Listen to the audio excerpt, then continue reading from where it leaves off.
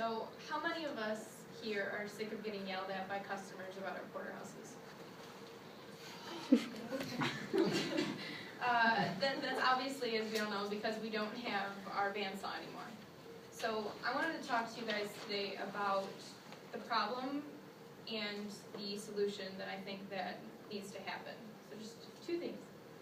So the problem, as we all know, is the saw was taken away from us earlier this year, and since then we've been getting complaints about how thick our cuts are because of our inability to cut through bone. So the first thing I'm going to talk about is our customer complaints. We get customer complaints every day, as we all are aware of, about how thick these are and how they want them to be thicker because they're real men, or they need to feed a family, and these little porterhouses aren't going to do much. That's a real steak.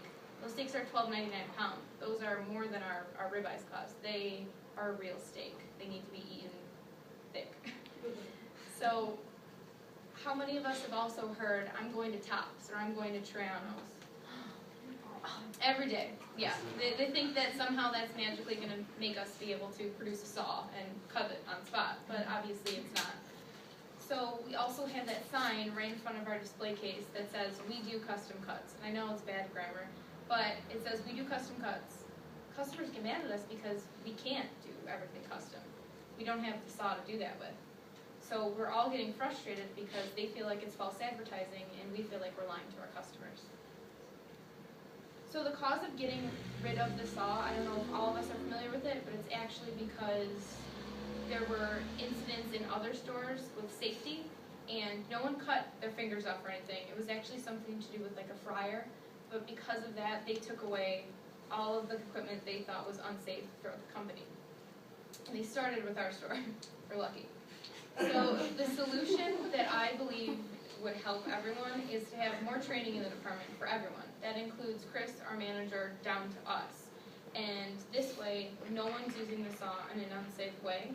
And we would also retrain once a year to ensure the safety and the knowledge is still up to par, and hasn't gone away. We still know any kind of changes that are made.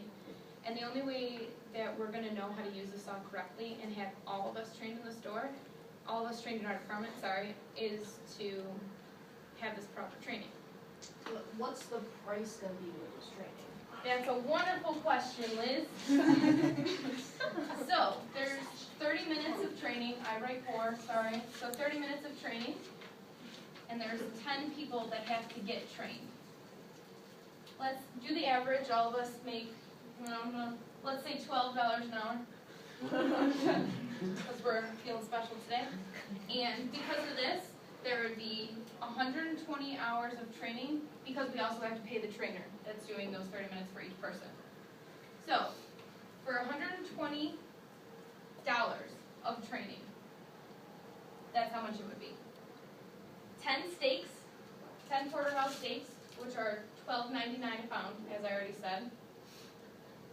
We would get $130 by having 10 steaks.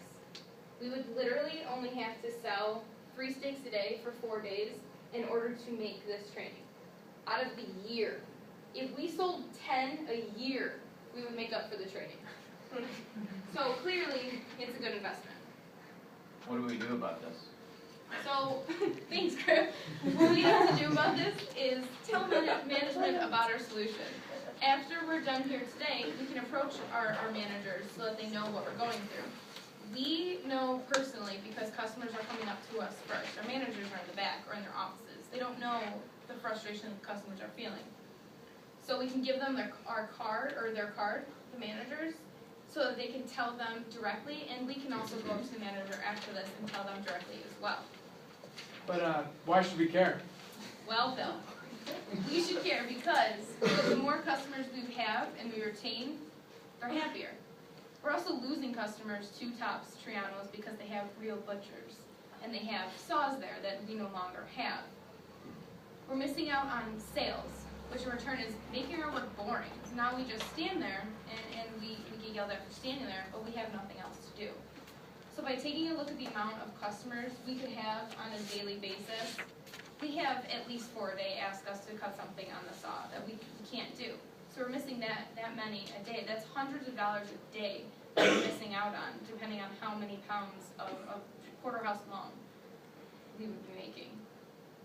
So, in conclusion, getting rid of the saw has caused more problems than it's provided us with solutions. And in order to continue with the customer satisfaction goals that our company has made the most important thing, we need to be able to have this saw. Because with these changes, we can actually provide this customer service. But doesn't that sound like a change we need? Yeah. Thanks.